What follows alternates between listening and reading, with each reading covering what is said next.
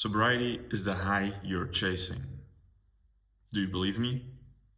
See, back in the day when I used to smoke weed, if someone would come up to me and tell me like, hey yo, being sober is actually what you want, being sober feels actually better than the high of smoking weed.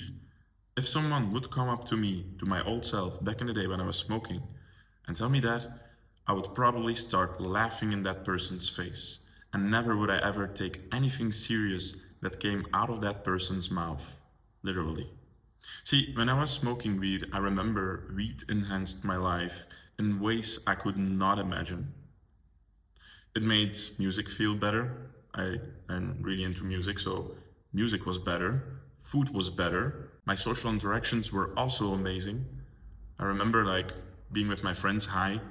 I could just start laughing for the sake of being baked with my friends. Didn't even need to say something. As a matter of fact, I remember I could just like be in my room alone, smoke a joint, and not need anything else and just enjoy myself. Just laying in my bed and smoke a joint. Weed enhanced my life in ways I could not have imagined. Literally.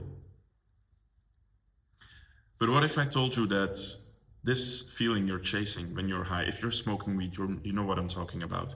You know, like the moment you're about to you roll your joint and you light it, and you're about to puff from the joint, you know, this warm feeling, this feeling where everything starts to slow down and your stress from that day goes away and everything starts to become fun. You know, that feeling you're chasing when you're smoking. What if I told you that this feeling is actually on the other side of being sober? Or even better, what if I told you that you can get a similar feeling, a similar high, but that's even better, a better version of that high, but less downsides? What if you can get that through being sober? Would you believe me? See, here's the thing. When we smoke weed, the reason why that feels good is because of one certain component, one certain aspect. There is one thing that makes weed feel amazing. See, when you smoke, when you light that joint, this manifests, this comes up as this warm feeling, as your stress going away, things starting to become funny, your appetite being stimulated and relaxing, you know. But all of this happens because of one main thing. And that main thing is numbness. Weed numbs you. The reason why weed feels good, as someone who I used to be addicted for a decade, managed now to quit for 6 years.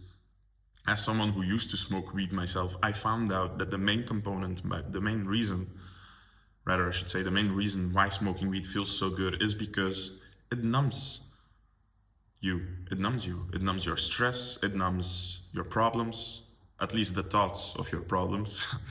um, Annoying people, stress, everything. It numbs that. And so what you're left with when you're smoking weed is presence.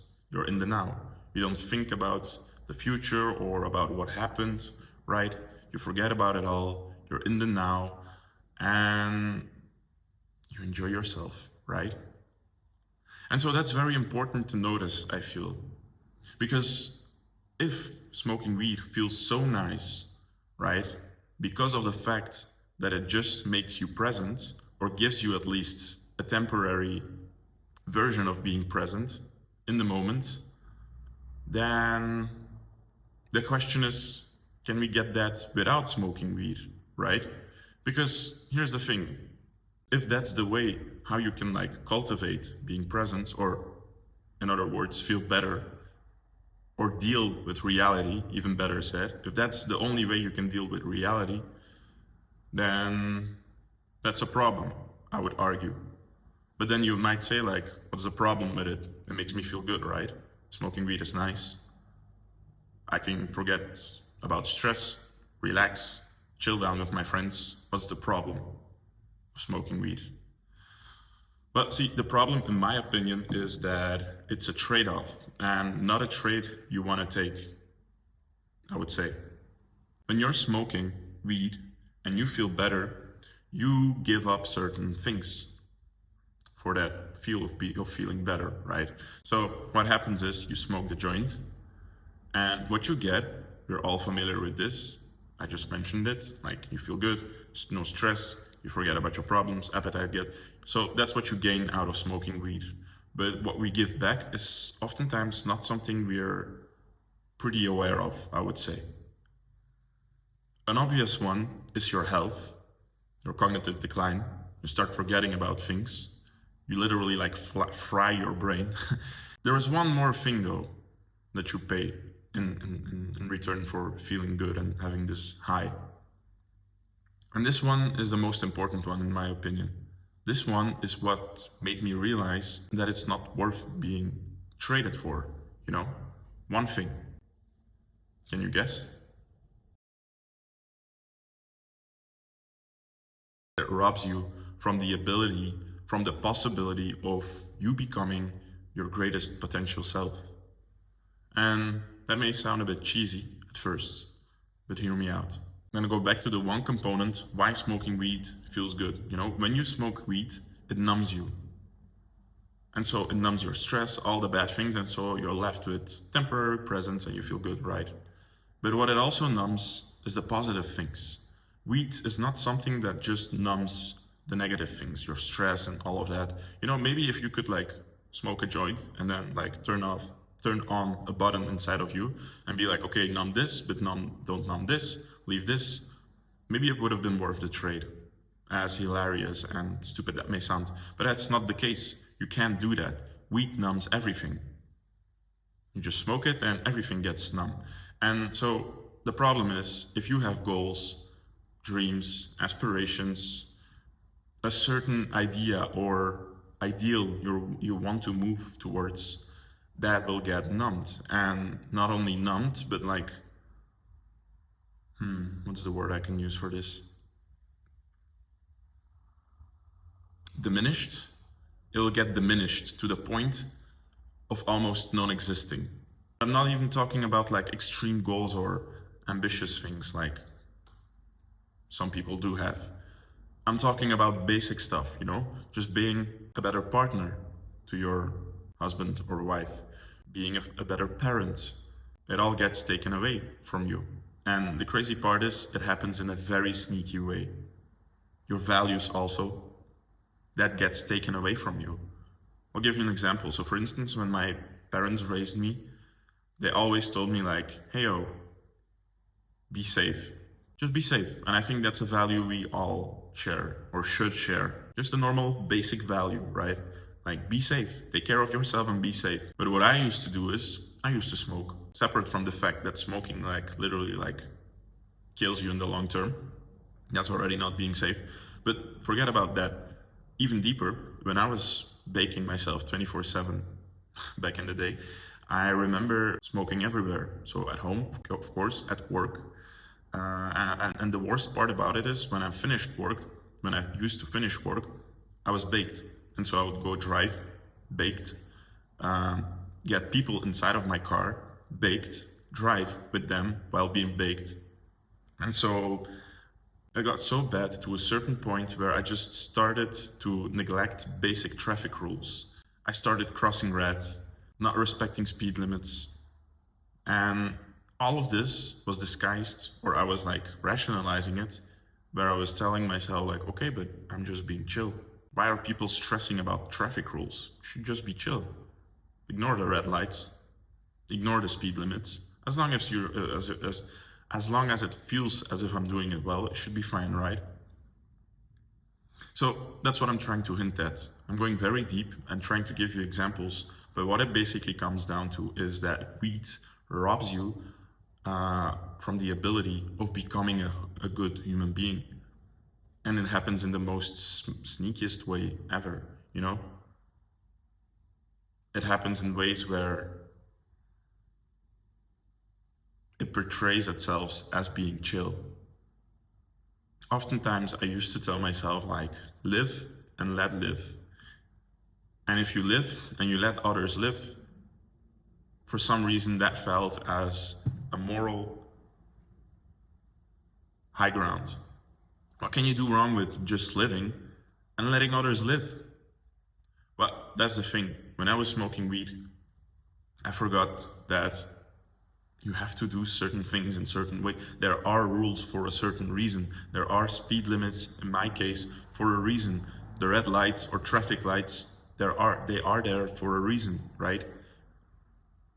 There are rules in society for a specific reason, right? So everybody should feel safe, and those things get filtered away in the most sneakiest ways. And then let alone your dreams, aspirations, just striving to be a bit better, that also gets taken away from you and just get numb. Now, to bring it back to the high, because I told you there are ways how you can get a better high. Things like intense exercise, sauna, cold plunge, breathing exercises, mindfulness exercises can actually give you a high. But see, the thing is, that raises a more important question in my opinion. And that is, why do you want to be high to begin with? Why? Why do we always want to be high? See, because the thing is, if you're someone who smokes, the first thing that might pop up in your head is like, okay, the reason why I want to smoke is because it makes me feel better. But then that also raises another question. Why don't you feel good enough? Why don't you feel okay enough, right? Why do you need to smoke to feel good enough? And maybe you tell yourself, but isn't that how life is? Life just sucks. That's something I used to tell myself. Or I fooled myself into believing but life sucks. That's like default mode. Life sucks. So you have to make it better. And smoking weed is something that makes it better. And everyone who doesn't smoke is just a crazy normie. I literally told myself that. Pretty crazy to think about it, actually. Why do you need a high? Why don't you feel good enough? Is the question. The more important question that gets raised. Well, I'll tell you why. The reason why is because your life sucks. Your life sucks. You don't enjoy your job. Maybe you hate your job. People in your surroundings annoy you. Everything is stressful. Everything is heavy. Everything is hard. Being high lies actually on the other side of being sober. This high you're chasing, this feel good, can actually be achieved through being sober.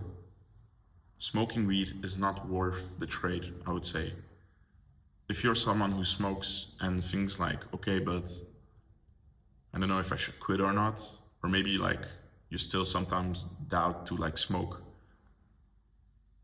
What I would tell you as someone who quit smoking, being sober feels better. There are better ways to deal with your stress. But any inconvenience you're going through life right now, there are better ways how you can deal with that, for real. And the question how you do that, yeah, different conversation. Because here's the thing, and I'll tell you why it's a different conversation. The moment you tell yourself okay, I'm gonna quit, I'm not gonna smoke a joint after a bad day of work, you'll be confronted with the fact that your life sucks. You'll be confronted with the fact that, okay, I hate my job. Maybe I have to find a new job.